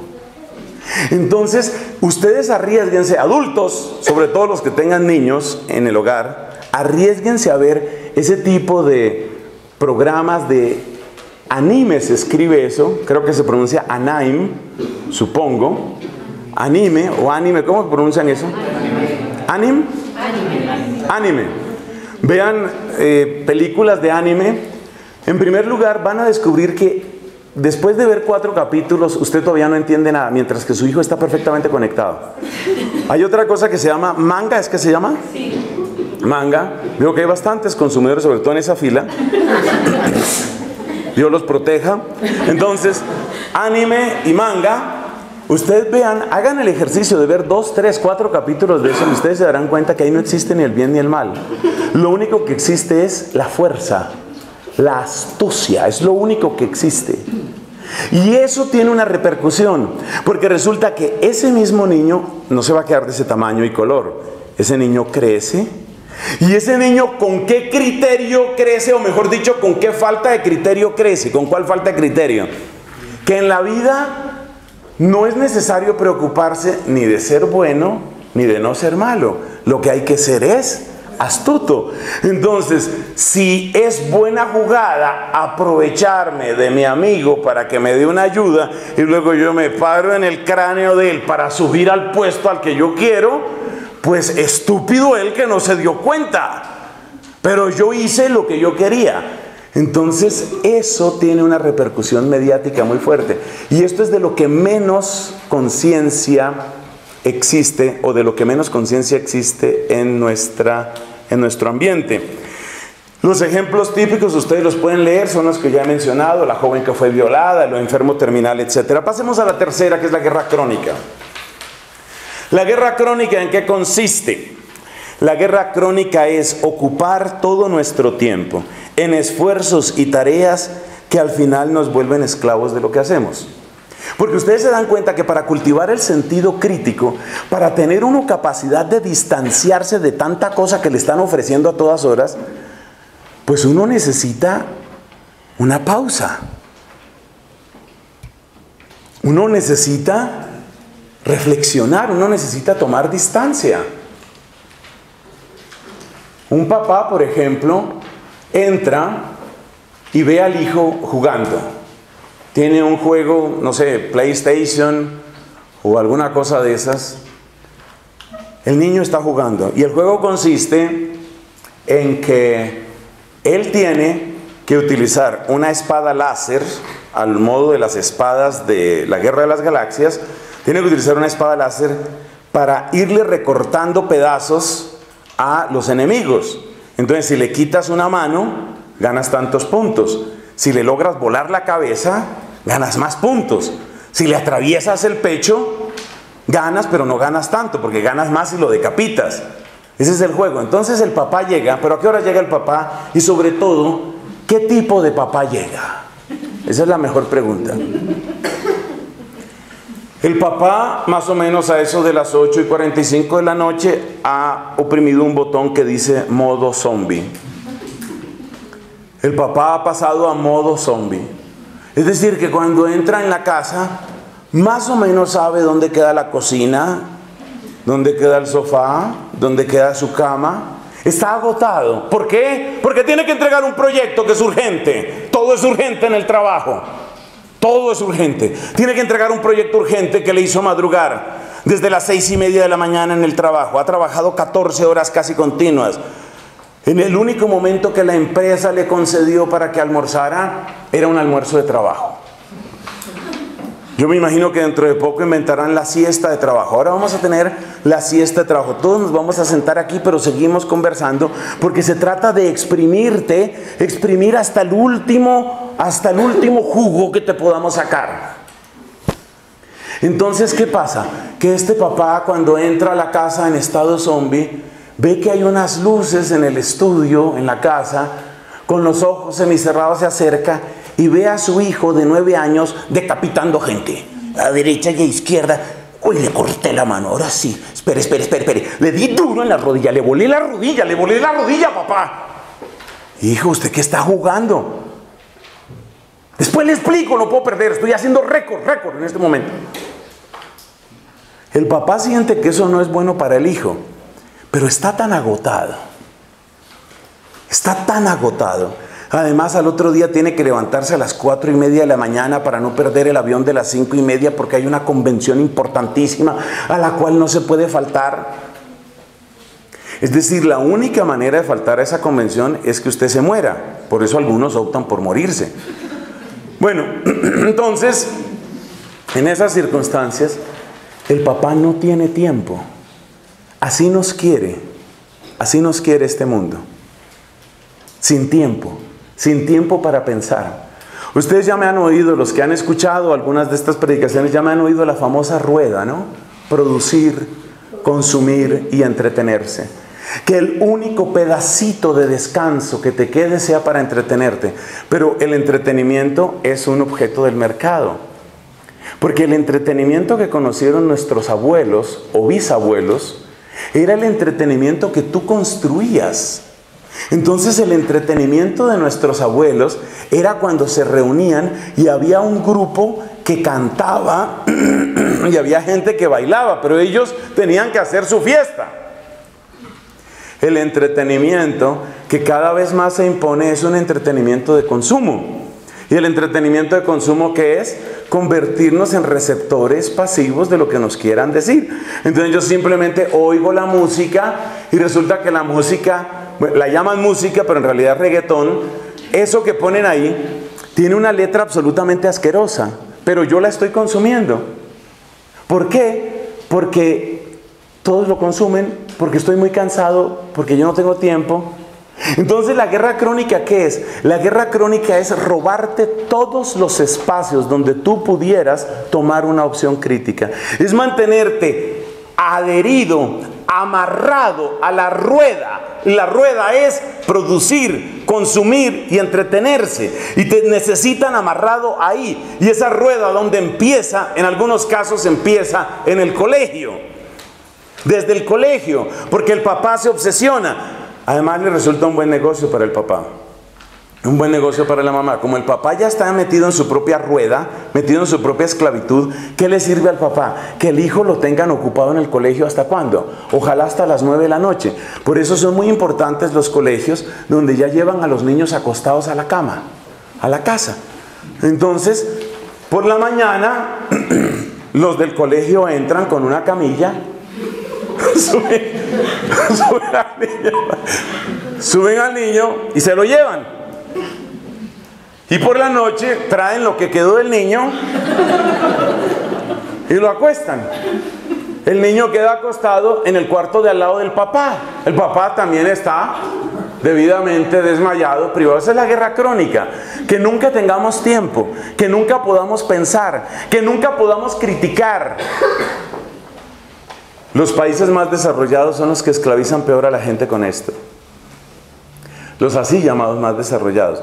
Así, por ejemplo, en Japón, ustedes saben esa noticia escandalosa de hace unos meses, el ministro de Educación de Japón dijo que no se necesita estudiar literatura, ni historia, ni filosofía, que eso es pérdida de tiempo. Lo que se necesita es que la gente aprenda, durante ese tiempo aprenda más tecnología, más cálculo. ¿Para qué? Para que trabaje más, para que produzca más, para que consuma más.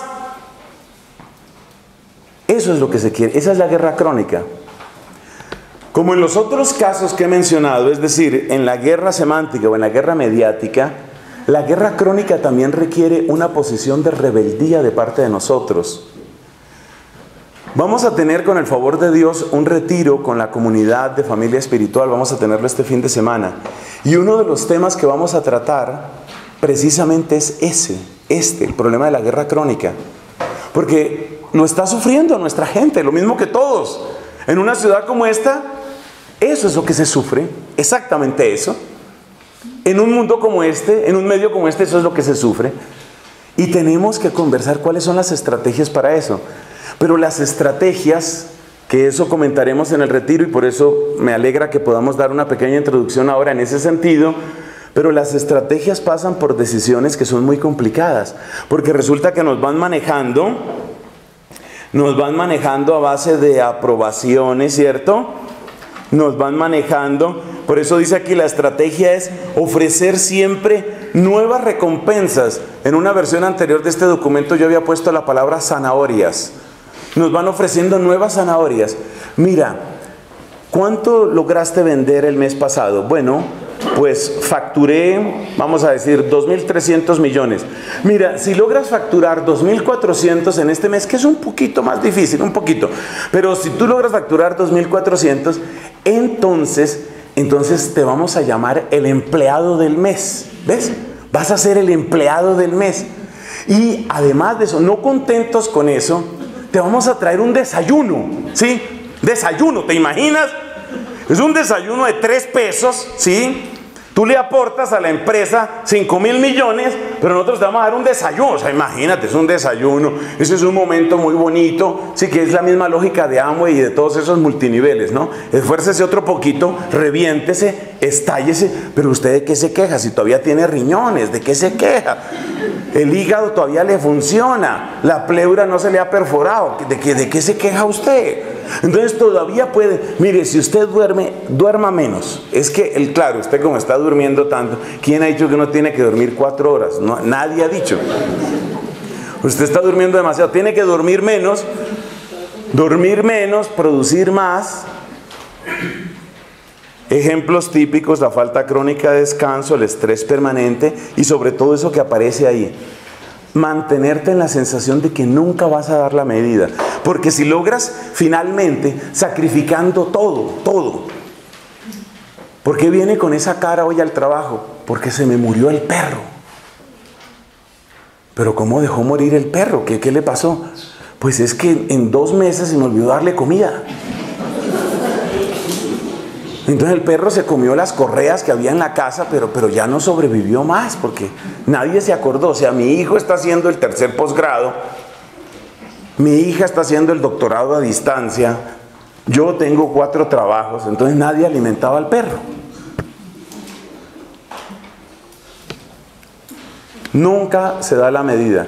Si sacrificándolo todo logras los 2.400 millones facturados, oye, qué bien, realmente eres, y utilizan a veces el término en inglés, you're a great asset for this company, a great asset. Y entonces, uy, yo soy un gran activo, creo que se traduciría más o menos así, un gran activo, pues no sé, un tesoro, una riqueza. Yo soy un gran activo para esta empresa. Qué bien, hola, qué bien. Valió la pena realmente. Sí, ciertamente quedé sin hígado, pero alcanzamos a sacarle foto. Guerra jurídica. ¿Cuál es la guerra jurídica? La guerra jurídica es impedir el ejercicio de un derecho alegando otro derecho. Esto lo estudiamos con los que hicieron el curso de lógica aplicada. Exactamente esto lo estudiamos dentro de los sofismas. Impedir el ejercicio de un derecho alegando otro derecho. En este sentido, mi muy amado Papa canonizado San Juan XXIII era ingenuo, y lo tengo que decir abiertamente. Y un querido Papa que tú y yo queremos mucho, mi estimado Julián, que es el Papa Benedicto, me parece que recae un poco en esto. El Papa Benedicto cree demasiado en el Estado de Derecho. Yo les digo una cosa, el Estado de Derecho, si fuera Estado de Derecho, estamos de acuerdo. Pero el problema es que finalmente la interpretación de la ley reposa en seres humanos.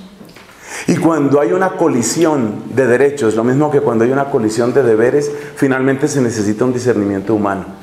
Y es ahí donde la corrupción del corazón de un juez hace las barbaridades que hemos visto. Ejemplo, esto que sucedió en Madrid. Un grupo de muchachas entraron con senos al aire, con el torso desnudo a una capilla, la capilla de la Universidad Complutense, me parece que fue. Las muchachas entraron como una señal de protesta contra la iglesia y contra otras cosas, entraron semidesnudas, por lo pronto con el torso desnudo, entraron allá a la capilla gritando y tal, insultando. Cualquiera se da cuenta que eso es un delito. No es un delito, en realidad no es un delito porque es parte de la libertad de expresión, ¿sí? Es parte de la libertad de expresión. Si la mamá le da una cachetada al hijo, eso es agresión contra el hijo, la mamá va para la cárcel. En España ya hay mamás que han perdido la custodia de sus hijos por darle una bofetada. Una bofetada, perdiste la custodia del hijo. Pero si el hijo insulta a la mamá y le dice, yo no creo en su desgraciado hijo de no sé cuántas Dios, si el hijo dice eso, eso es parte del libre desarrollo de la personalidad del hijo. Es decir, el hijo poco a poco se está formando. Fíjate, agradece que tu hijo tiene un sentido crítico. Es un hijo que echa madrazos, quiere decir que es un hijo que tiene sentido crítico. Esa es la aplicación acomodaticia del derecho. Cuando hay colisión de derechos, entonces sucede eso. ¿En cuáles se han visto? El país donde yo conozco más ejemplos de esto es España.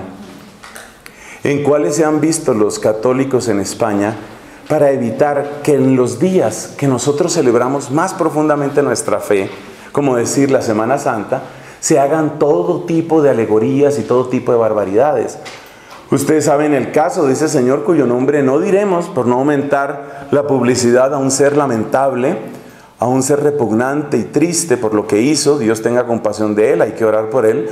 Ese señor que iba comulgando en las iglesias y robando hostias, y luego hizo una exposición blasfema con hostias consagradas, y donde la presentó en el ayuntamiento, es decir, en el edificio de la municipalidad, en un edificio oficial. Y los católicos protestan. ¿Cómo permiten que se haga eso con hostias consagradas? Es parte del derecho del artista. El artista tiene derecho a expresarse. Eso se llama la guerra jurídica.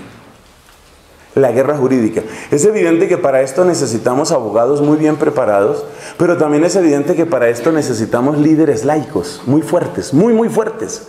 Si no tenemos líderes laicos que convoquen, los poderosos no van a entender esto. El único lenguaje que entienden los poderosos es: nos dañaron el mercado o nos quitaron los votos. Es el único lenguaje que ellos entienden. Porque acuérdense que en los ascensos dentro de sus carreras y dentro de sus partidos, lo que se ha quedado por el camino es su propia conciencia. Ellos conciencia no tienen. De cómo evalúa el tema ese de las hostias consagradas, cómo lo evalúa el alcalde o la alcaldesa de Pamplona, cómo lo evalúa. No le interesa si ahí está Cristo o no está Cristo, si alguien se siente lastimado o no lastimado, si eso es contra la... Él no le interesa nada de eso. Lo único que le interesa es: ¿qué tengo que hacer para perder el número menor de votos? ¿Qué tengo que hacer para no perder lo que he logrado hasta aquí?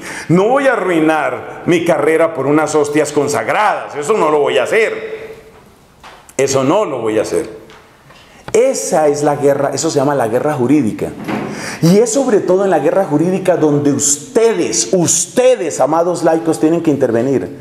Porque nosotros los sacerdotes somos rápida y fácilmente silenciables en esto. Si un sacerdote va a protestar ahí, de inmediato le dice: no meta la religión aquí. La religión no tiene nada que ver. Usted enciérrese en su sacristía con sus acólitos, pero cuidado con la pederastia. Ese es el único mensaje para la iglesia. A lo único que ellos pueden tenerle algo de respeto es a ustedes, los laicos. Y por eso a mí me da mucha tristeza que haya tan poquitos laicos, por una parte formados, por otra parte conscientes y por otra parte valientes para meterse en estos temas. No, porque cada uno está haciendo su carrera, porque cada uno está avanzando, y entonces tengo que lograr la doble titulación, y ya sé inglés y español, pues eso se da por descontado. O sea, el que esté en una carrera universitaria y no sea bilingüe hoy está mal en la vida. Se da por descontado. Pero necesito por lo menos otros 2 idiomas. Este es el momento para abrir el mundo empresarial. Hay que abrirlo al contacto con el Oriente. Entonces yo no puedo estar organizando marchas pro vida. Yo no puedo estar defendiendo la Eucaristía porque tengo clases de mandarín. Entonces, mientras yo estoy aprendiendo chino, yo no puedo estar defendiendo la Eucaristía. Así de sencillo. Y así se acostumbran desde chiquitos, se acostumbran desde jóvenes a que lo único que importa es mi carrera, mi carrera. Yo no puedo perder créditos, yo tengo que sumar, a ver cómo amontono otro crédito sobre otro crédito, a ver, sumemos otro crédito. Esto significa que duermo 5 horas y cuarto, 5 horas y cuarto. Bien, todavía se puede, perfectamente se puede. Pero ¿y si yo sumo otro crédito? Bueno, ya eso me pone en 4 horas 40 minutos de sueño. Ah, pero eso se logra. Y siempre la cuerda se rompe por lo más delgado. Entonces ahí es donde llora San Pablo. Todos buscan sus intereses personales, no los de Cristo Jesús. ¿Quién tendrá tiempo para esto? ¿Quién tendrá tiempo para esto? Esa es la guerra jurídica. Cuando el obispo de Alcalá de Henares dijo que una manifestación que se había hecho de abortistas era comparable al holocausto porque se mataban inocentes, de una vez le cae una denuncia. Está ofendiendo el honor de los que predican la muerte de fetos humanos. ¿Qué honor tienen esas personas? No, pero tienen el honor. Eso es lo que se llama la manipulación. Por supuesto, es la perversión y es la prostitución más escandalosa del derecho, pero eso es lo que está pasando. Exactamente eso. Porque estos son jueces que utilizan un derecho para aplastar otro derecho. Entonces, cuando se trata de que se ofenda a la iglesia, todo cabe. Cuando se trata de que la iglesia predique, nada cabe. Es así de sencillo. Así funciona. ¿Quién puede defender la iglesia? Los obispos y los sacerdotes. Poco podemos hacer sin ustedes. Necesitamos de ustedes. Pero si ustedes están demasiado ocupados en sus propios proyectos, si lo de ustedes es lo único que les interesa, pues esperen a que les envenenen entonces la mente de sus hijos, y ahí dirán, ¿y por qué la iglesia no hizo nada? A mí me da a veces como que se me revuelve un poco el corazón cuando la gente dice, oye, ¿y por qué la iglesia no hace nada? Los que me conocen un poquito saben qué ritmo de vida estoy llevando yo, en cuántos lugares estoy predicando, qué tipo de cosas estoy haciendo. De hecho, estoy durmiendo 4 horas 40.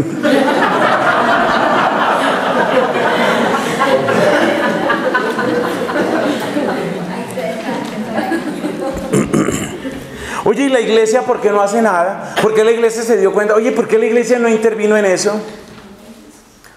Usted, por supuesto, es budista, ¿no? No, catoliquísimo, pero no soy fanático. Es que esa gente que está, que el grupo de oración, que el rosario, que la misa, que el cura, no, yo soy católico, pero un católico maduro, sí, maduro al estilo venezolano. Sigamos, guerra sucia. Guerra sucia es la última. La guerra sucia es el último y más repugnante estado de estas guerras menos conocidas. Consiste básicamente en destruir el respeto, básicamente hacia los símbolos y hacia las autoridades y hacia las personas que tienen que ver con la iglesia. La estrategia es producir hechos escandalosos que tengan amplia repercusión en redes sociales y en medios de comunicación. La otra estrategia es usar consignas, fomentar prejuicios, difundir caricaturas. Esto no necesita mucha explicación, ¿no? Es lo que sucede con frecuencia. Por ejemplo, se lo aplicaron a nuestro muy amado Papa Benedicto. Cuando subió, así utiliza uno los términos, ¿no? Cuando él recibió el encargo de la sede de Pedro, lo primero que dijeron es que era un tanque demoledor.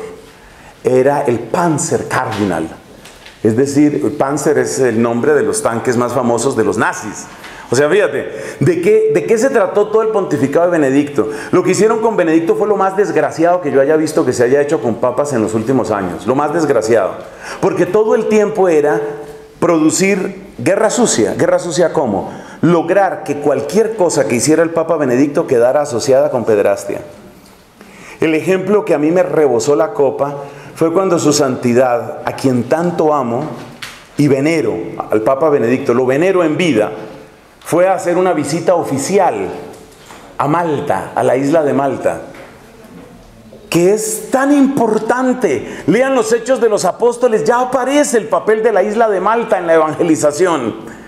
Va el Papa Benedicto a visitar la isla de Malta, a recoger raíces históricas, a fortalecer la comunidad, a confirmar en la fe, a hacer unas ordenaciones seguramente y a dar varios discursos importantes sobre la unidad de la civilización cristiana. De toda la agenda que tuvo el Papa, tuvo una reunión de media hora con algunas personas que habían tenido parientes que habían sido molestados por sacerdotes. Eso fue lo único que dijeron los medios. El Papa Benedicto se reunió en Malta con las víctimas de abusos de sacerdotes. Esa fue la única noticia. Eso se llama ser miserable. Eso se llama guerra sucia. Eso da asco. Eso es cochino. Pero eso es lo que se hace. Así trataron a Benedicto. Del principio al final de su pontificado, así se le trató. Es una cosa asquerosa, pero eso fue lo que se hizo todo el tiempo. Y a menos que uno se tome el trabajo de ver documentos oficiales, de leer discursos, de ver al mismo personaje, uno se queda con esa idea. Porque la idea era que dijeran la palabra Benedicto y a uno le saliera por aquí pederasta. Era crear asociaciones mentales que debían quedarnos profundamente sembradas en la mente. Eso se llama guerra sucia. Eso fue lo que hicieron los nazis con los judíos. Dentro de los escándalos hay un grupo espantoso de mujeres que no hacen sino desnudarse y gritar histéricamente en todas partes, que se llaman las Femen. Los llamados besatones de los homosexuales son lo mismo, es producir un hecho. La catedral, lo que voy a decir es asqueroso, prepárense porque lo que voy a decir es asqueroso. La catedral, cuando fue elegido el presidente Macri en Argentina, mire hasta dónde llega el odio a la iglesia. Cuando fue elegido Macri, untaron con excremento humano las paredes de la catedral de Buenos Aires. ¿Eso no es un delito? No es un delito. Eso no es un delito porque ya explicamos que eso es parte de la expresión del descontento de un pueblo que es libre y soberano. Eso sí se puede. Ese tipo de cosas sí se pueden. ¿Y por qué hicieron eso? Porque supuestamente la Iglesia Católica en Argentina había intervenido para que saliera la izquierda, que es la única que se preocupa por el pueblo, desde el pueblo y para el pueblo.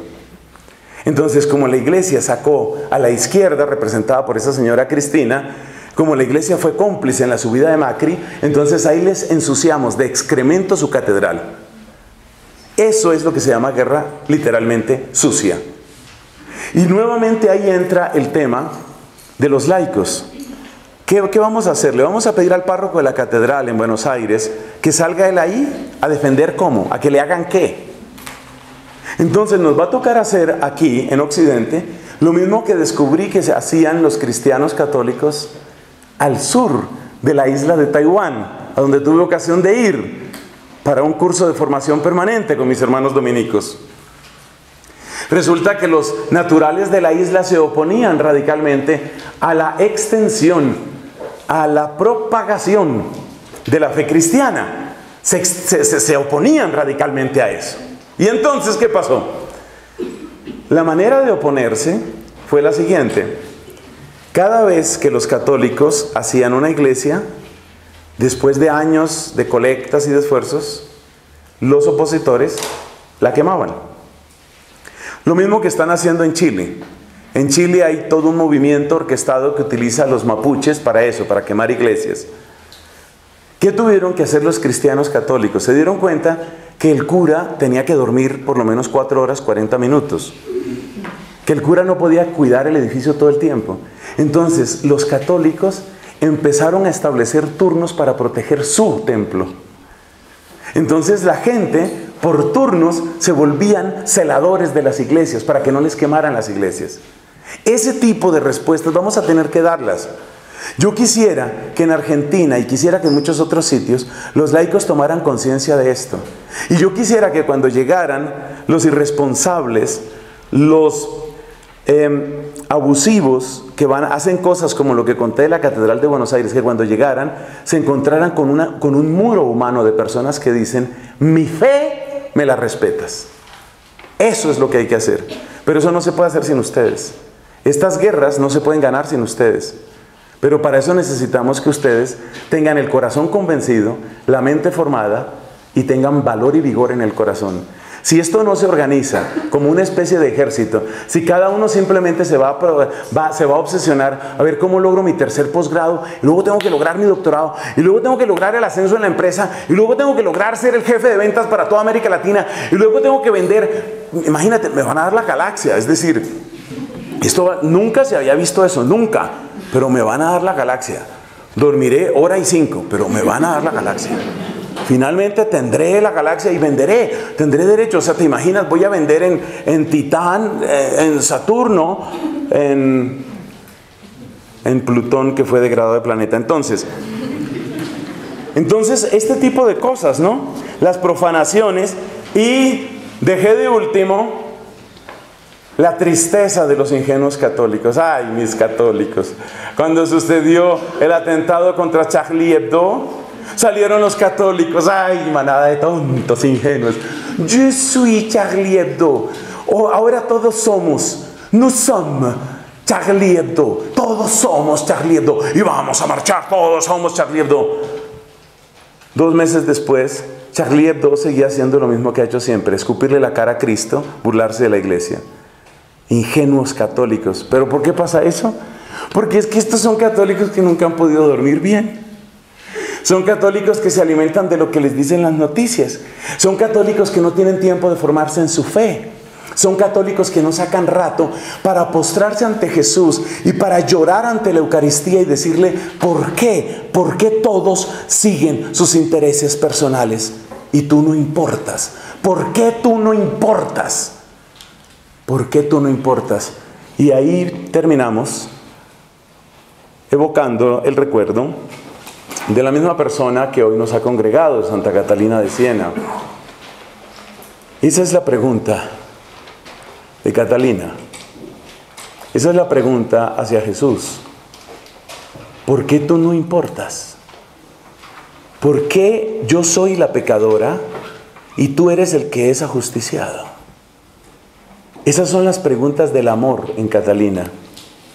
Que el ejemplo bendito, valiente de esta mujer, que después de la Virgen a nadie puedo admirar tanto, que el ejemplo amoroso, sabio y valiente de esta maravillosa mujer cale en nuestro corazón. Porque ella nunca se presentó ni ante el Papa, ni ante los cardenales, ni ante los sacerdotes. Nunca se presentó con otra carta, sino solamente esta. Es que yo soy bautizada. Y como soy bautizada, soy de Jesús. Y Cristo es para mí. Y con esas credenciales, hasta el Papa. Esas son las mujeres que necesitamos. Y hombres que aprendamos de mujeres como esas. Gloria al Padre, al Hijo y al Espíritu Santo. Amén.